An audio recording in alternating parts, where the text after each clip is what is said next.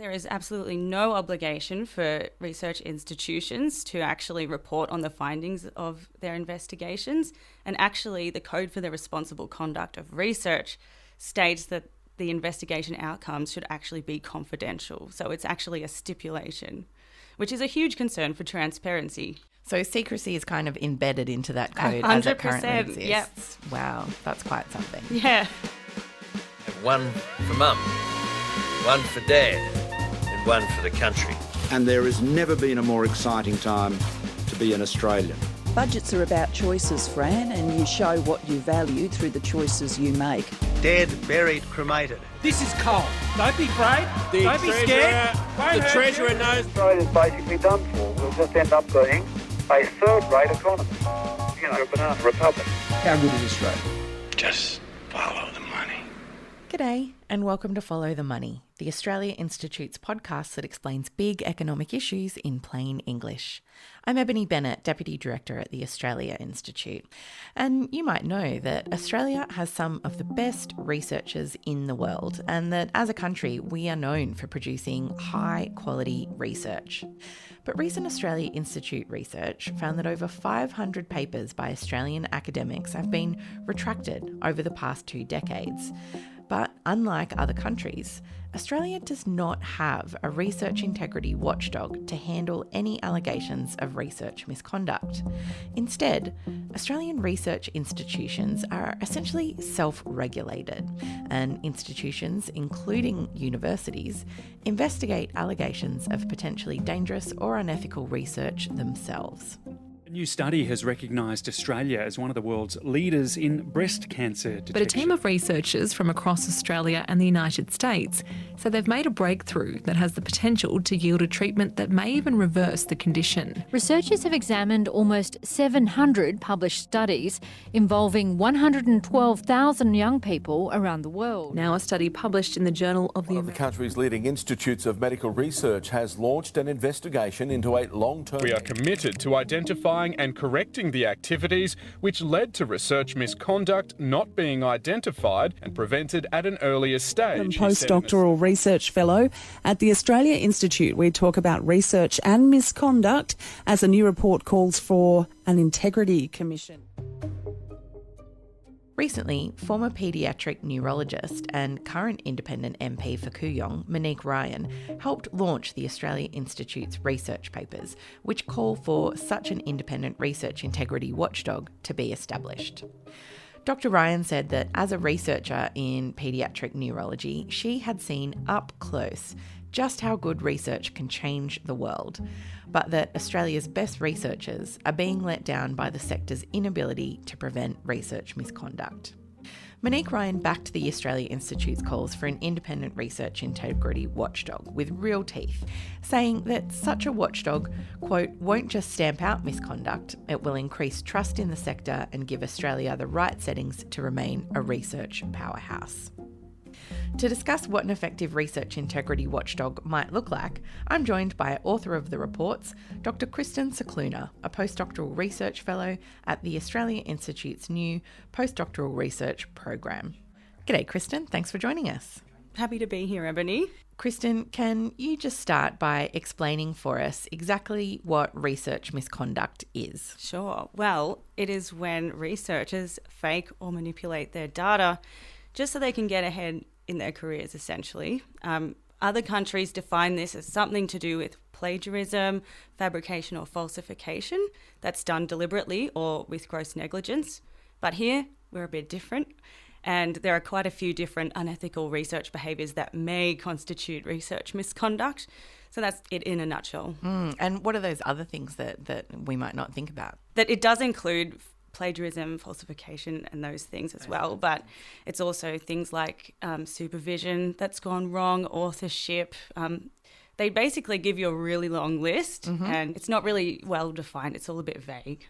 What are some of the examples that you can give us of research misconduct, of things going wrong with that research process? I think one of the most common ways is that they can actually just use Photoshop, so just image editing software, to alter the images that they get from a microscope or some other sort of output like that. So Wow. I know. So they might just crop out the bits that they don't like, or they might merge some together to make it look like there's more of something. Even changing the contrast can do a lot for an image like that. One of the examples in the report is someone actually was testing this experimental drug and they wanted to make it look like this drug worked. So they got one microscope image and just zoomed in on a particular spot and said, look how much the cells have grown. My drug worked. They didn't even do a second experiment. Another way is just by making up numbers out of thin air. So this would be like quantitative research. So if you have to record numbers or something, you can just literally make them up. And another one is plagiarism, which is obviously just stealing someone else's work and presenting it as your own.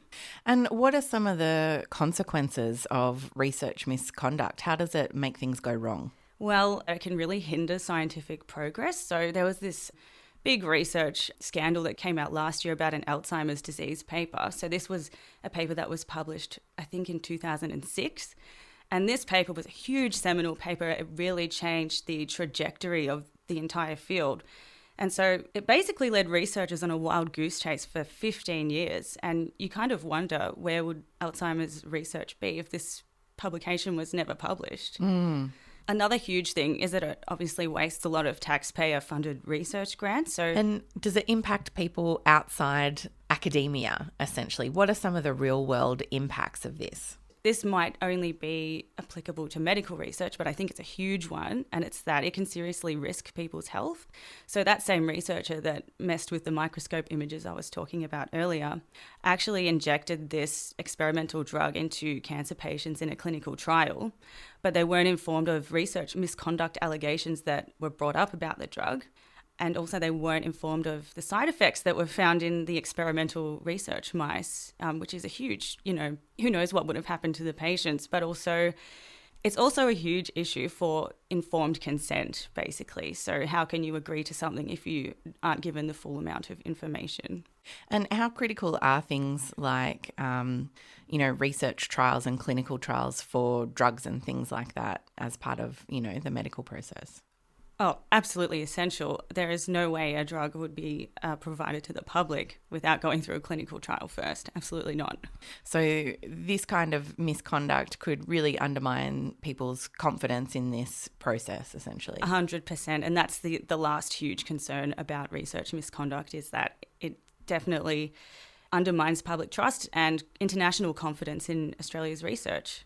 Why do researchers engage in this kind of behaviour? Obviously, it would be hugely damaging to their reputation if discovered, and damaging to their institutions and obviously to scientific research overall. So why do they do it? Well, it is a lot to do with this publish or perish culture that a lot of academics have to deal with. So to get ahead in your career and really get prestige attached to your name and continue to receive funding, it's really important that you publish your research in these high impact factor prestigious journals.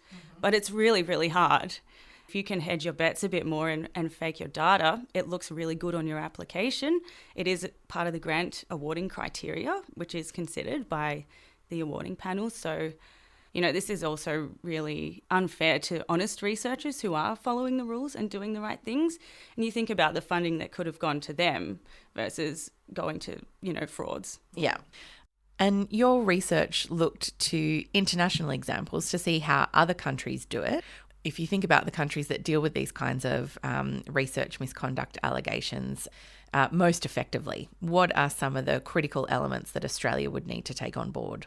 Well, they all have research integrity watchdogs, either to oversee or actually conduct investigations into these allegations themselves.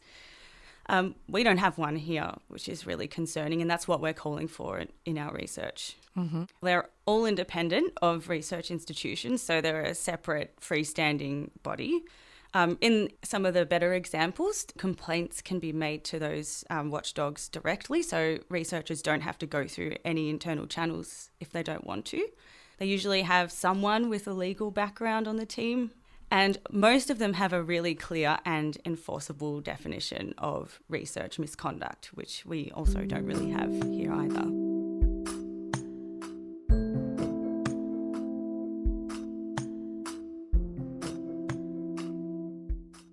So, Kristen, your reports made some recommendations into what an effective Australian watchdog could look like. Can you just walk us through what some of those key elements were?